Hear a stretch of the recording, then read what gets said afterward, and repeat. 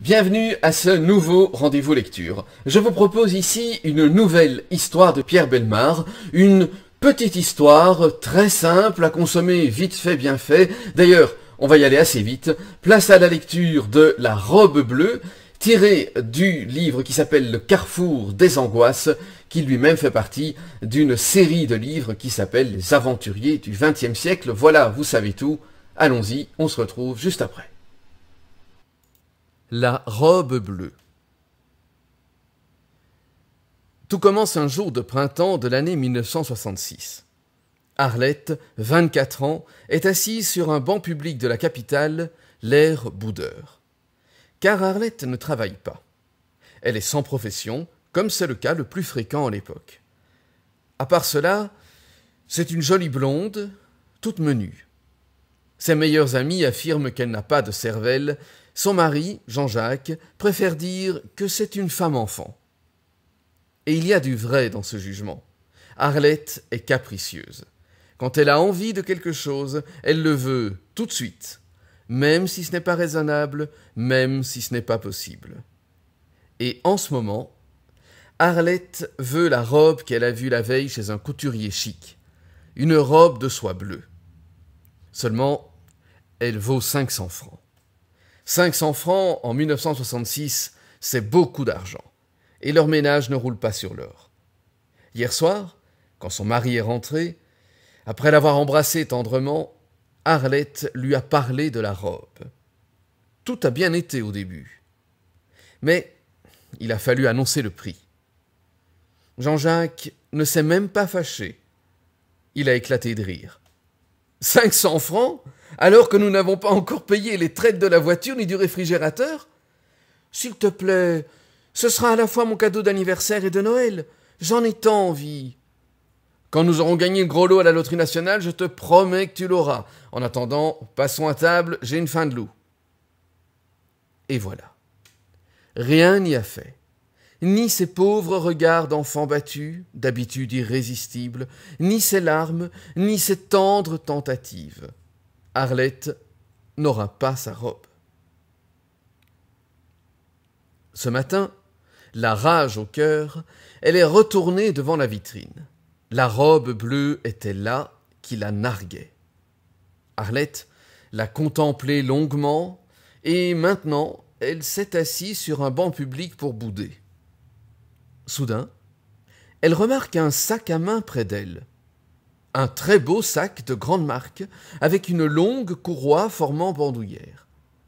Arlette le prend et l'ouvre. Elle est très curieuse. Elle adore tout ce qui est nouveau. Du coup, elle a complètement oublié la robe.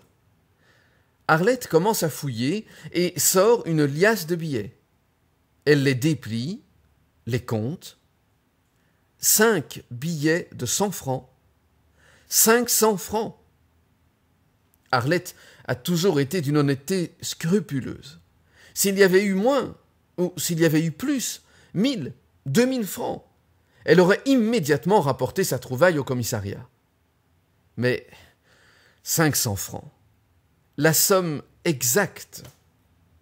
Comment croire qu'il s'agisse d'une coïncidence? Ce ne peut être que le destin qui s'est manifesté, une bonne fée. Un coup d'œil à droite et à gauche, pour voir si la propriétaire ne reviendrait pas, et elle s'empare prestement de l'objet, traverse la rue et entre dans le magasin. « Vous désirez, madame ?» Le ton de la vendeuse est des plus aimables. Il est presque déférent. On voit que celle-ci est sûre d'avoir affaire à une bonne cliente. La robe d'Arlette est pourtant des plus simples, mais il y a le sac de luxe qu'elle porte en bandoulière. « J'ai remarqué une robe bleue en vitrine. »« Parfaitement, madame. Je suis sûre qu'elle est faite pour vous. » L'essayage confirme ce pronostic. Il n'y a pas une retouche à faire, et un quart d'heure plus tard, Arlette sort de chez le couturier. Elle a tenu à garder la robe sur elle. Elle porte à l'épaule le sac élégant. Dieu, qu'elle est chic! Le reflet à la fois flou et idéalisé que lui renvoient les vitrines lui semble venir d'un conte. Plusieurs hommes se retournent sur son passage. Quelques-uns lui sourient. Son visage enfantin est rayonnant. Elle est heureuse. Rentrée chez elle, elle se contemple interminablement dans la glace. Elle prend des poses de mannequin. Et puis, elle baisse les bras avec un gros soupir. C'est vrai que ses amis ont raison. Elle ne réfléchit pas assez. Cette robe, que va-t-elle pouvoir en faire?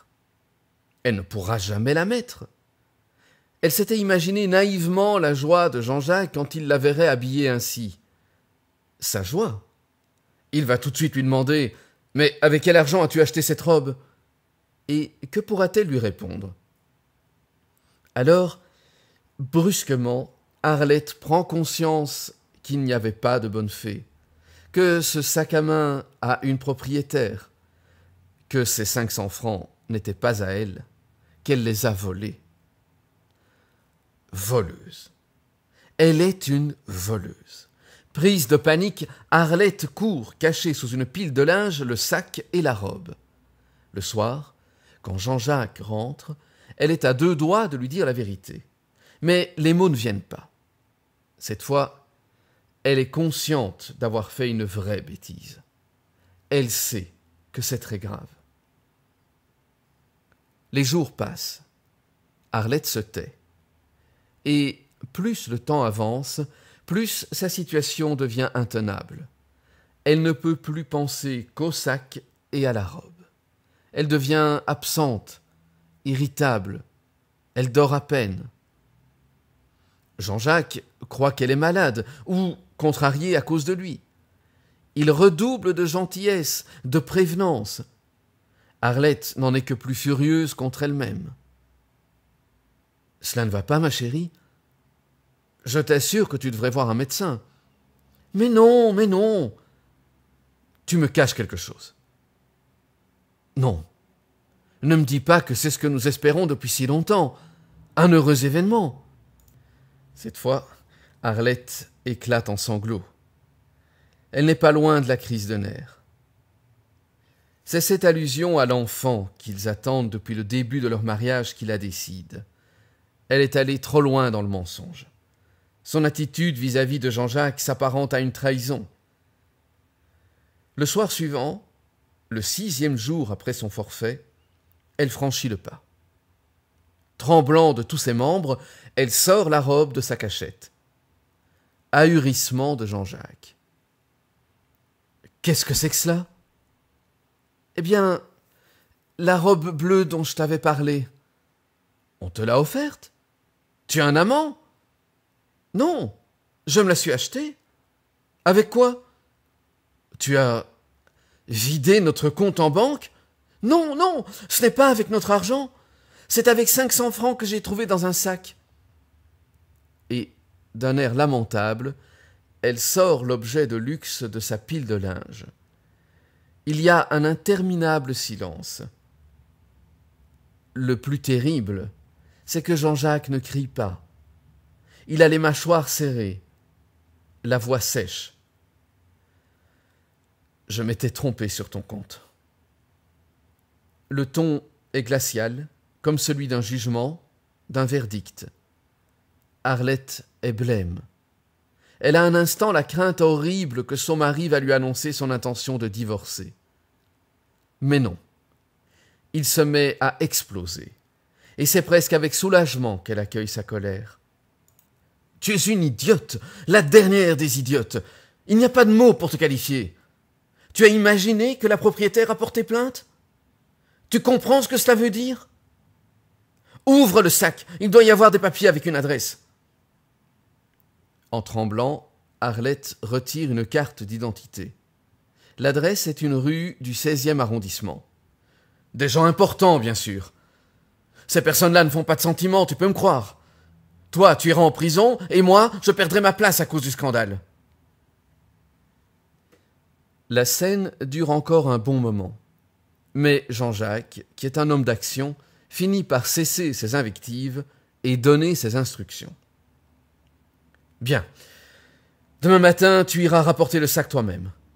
Avant, nous passerons par mon bureau. J'expliquerai tout à mon patron et je lui demanderai une avance sur mon salaire. Le lendemain matin, après une nuit blanche qui a été la pire de sa vie, Arlette est dans la voiture aux côtés de Jean-Jacques. Sur ses genoux, il y a le sac avec 5 billets de 100 francs. Le patron de son mari s'est montré compréhensif. Jean-Jacques stoppe devant un immeuble luxueux. C'est là. Il lui lance d'une voix sans réplique. « Vas-y, je t'attends. Si tu fais demi-tour au dernier moment, c'est moi qui irai à ta place. » L'appartement est au premier étage. Arlette monte l'escalier de marbre recouvert d'un tapis rouge. Elle se demande comment ses jambes peuvent la soutenir. Elle sonne. C'est un domestique en livrée qui vient lui ouvrir. Arlette s'embrouille, bafouille. Le sac, c'est moi qui... Enfin, je viens le rapporter, voilà. Le domestique, pourtant certainement stylé, ne peut s'empêcher d'avoir un mouvement de recul. « Ah, c'est vous ?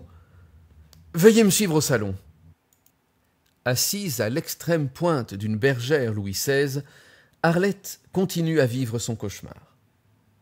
Voilà, ça y est, on est allé prévenir la police.